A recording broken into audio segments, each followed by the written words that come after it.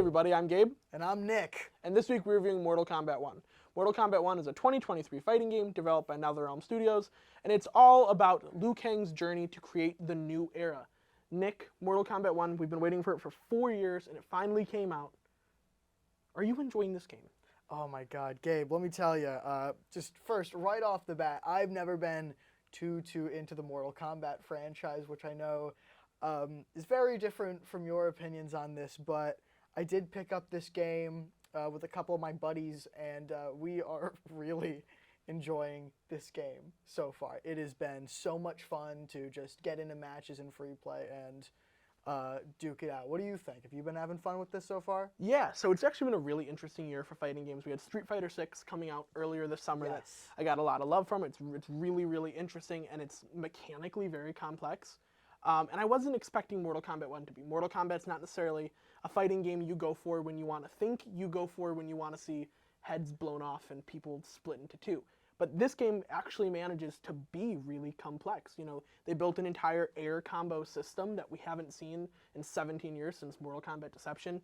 So the fact that we're getting such new gameplay in a series that just turned 30 years old, I think is incredible. So speaking of that new gameplay, you're not a huge fan. Have you played any of the other Mortal Kombat games? I've played a little smidge of Mortal Kombat 11. Okay, yeah. So would you agree that's a very grounded, neutral game? Like, it's kind of slow moving. Yes, it's very, that's kind of why I only played a little bit of it. It just feels very, very slow. Yeah. But with the amount I've played of this, it definitely feels a lot, I don't know if lighter is the right word, but definitely quicker. It feels a lot quicker than Mortal Kombat 11. For sure. Mortal Kombat 11 had this feeling of like the characters were kind of like dipped in molasses. Yeah. So you'd be trying to do stuff like sweeping low, and it just wouldn't work. Whereas Mortal Kombat X, its predecessor, was this frenetic game that everyone loved, that had the run system built in, and that game took the competitive scene by storm. So there was a really big juxtaposition between those two games, and we were really curious, you know,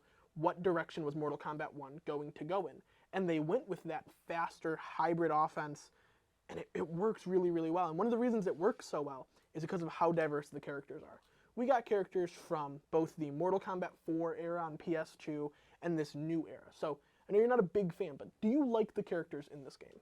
I do. I've always liked Johnny Cage in particular. I think he's funny, and I really like the way that the characters are highlighted in the story. I again, not too familiar with all of the Mortal Kombat lore, but so I don't know what normal fans are really thinking of this story, but honestly, I've been kind of hooked into it. I don't know how far in, probably like a little under halfway into it, but I'm really engaged and I can't wait to play more. Yeah, I think Mortal Kombat 1 did a really good job of ensuring that every character feels viable. For example, you brought up Johnny Cage. He has this hype meter where he can cancel 3 special moves into each other and do these crazy rushdown combos that have previously never been, you know, able to be used. But then you've got like characters like Nitara, for example, voiced by Megan Fox, who they pulled into this video game, who unfortunately doesn't do a very good job voicing the character in the story mode, and we can definitely talk about that. But she has an 8-way air dash, which has just never been a thing in a fighting game before. So it's groundbreaking. And it's really cool to be living in a moment where Mortal Kombat is the groundbreaking installment in the fighting game world, because that doesn't really happen. But the story mode. Yeah. It is all about Liu Kang after he defeats the Titan of Time in the 11th game. He restarts everything. So the game literally opens with the Big Bang, and then all new characters, and everything goes crazy. And he thinks he has made a perfectly peaceful world. It's not quite the case. You haven't finished the story mode yet, which is totally okay because we don't want to spoil it. No. But let's just start with the graphical fidelity in that story mode. My God. Yeah. It looks incredible. It looks like a current gen game, and with a lot of the stuff you've been saying about like how this game is so technically impressive and it's just like groundbreaking in a lot of ways, it makes me think of the original Mortal Kombat game's place in like video game history, because it was so like revolutionary in a way. It was what led to the creation of the ESRB, because it was so brutal.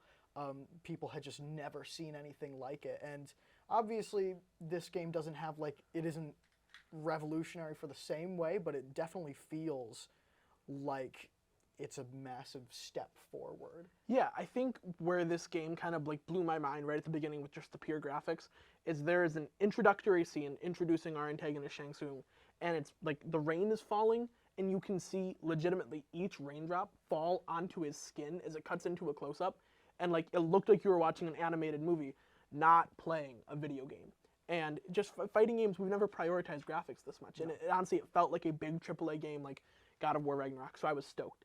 Another big part of the story mode that works so well is how they weave in the big new mechanic in this game, the Cameo System, where you can tag in old Mortal Kombat characters like Mortal Kombat 2 Scorpion, Mortal Kombat 2 Sub-Zero, and you can use them for a variety of things, whether it be offense, defense, combo extension, and this changes the entirety of the game. Oh yeah. So how are you feeling about this Cameo System?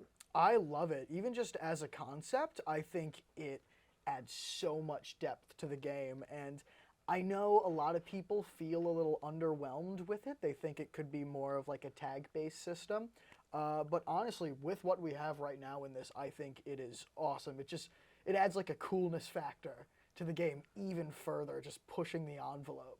Yeah, and there's definitely like an encouragement to lab every single character and every single cameo and see the crazy stuff you can put together. Because for example, Cameo Scorpion, not only can he pop people up for a combo, he can pull people back for defense. And so online, there's been a couple of times where I've like had my Cameo pull me back and saved me from the little bit of health I had. And it's like, those are just those moments where like you audibly gasp and you're like locked in. Yeah. And it's stuff that fuels, you just want to keep playing. So I think it was really, really interesting. And they're adding more cameos in DLC. Yeah. It's important to note, this is a smaller launch roster for an NRS game. Yes. 23 main characters, 15 cameos, not really what we're used to. Do you think that's too few?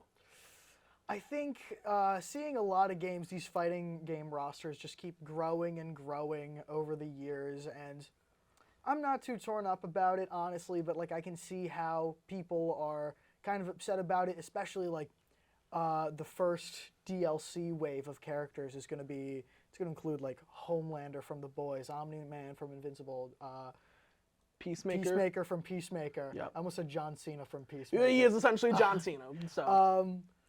And that's awesome. Like all great inclusions across the board, but I looked that up like, oh my god, when are we going to get to play as these characters? Next spring. Well, let me clarify. Yeah. Omni-Man comes out next month. He comes out in October. Homelander won't be available till spring 2024. Okay. He's the last character coming out in that combat pack. That's the one I'm really looking forward to. Homelander's going to be really, really good, and I love the fact that they've got people's likenesses and their voice, and I think that's incredible. Speaking of this, this character roster, they've given everyone distinct fatal blows and distinct fatalities. So let's hit the fatal blows first. You're under 30% health. You need a quick Hail Mary comeback. So you trigger the fatal blows, and they are just brutal, awesome, X-ray super blows. Yes.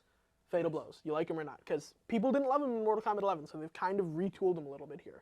I like them. I think they take away a lot of health. They can turn the tide of the entire game. They can turn the tide. Literally, if you're playing Rain, who's a water magician. So exactly. Turn the tide. You know what I'm saying? That's a good one. But I think I could see the argument being made that it's like a little bit broken, that you get beat down this whole time and then it's like all of a sudden the match is even. But it does kind of enhance the stakes and encourage people to just like continue to beat down and not really let up, like just go on the offense as people get lower in health. I also like it because it's more inclusive to people who haven't been playing fighting games for a long time.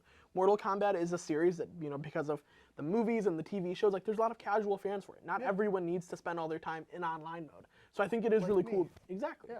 You can be an offline warrior, and that's okay. And I think it's really cool that there's like something that makes fans who like are a little scared to go online, gives them something that like they know they have in their back pocket, which I think is really nice. And they're all super well animated.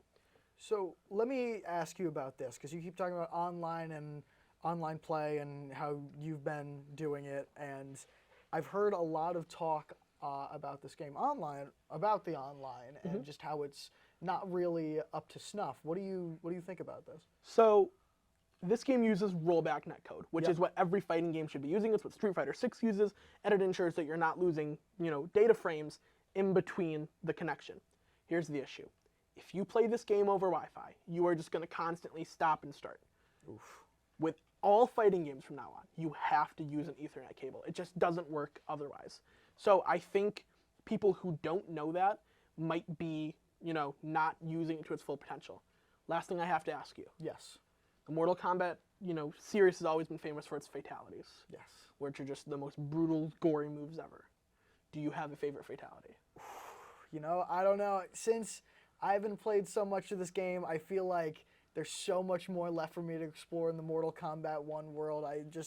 There's so many more fatalities for me to see. I feel like I can't really say that yet. But do you? I can say 2 then, if you're not gonna, so by all means. I will say one of them, General Shao, picks someone up and spins them so fast that their skin and then their muscles and internal organs just fall off.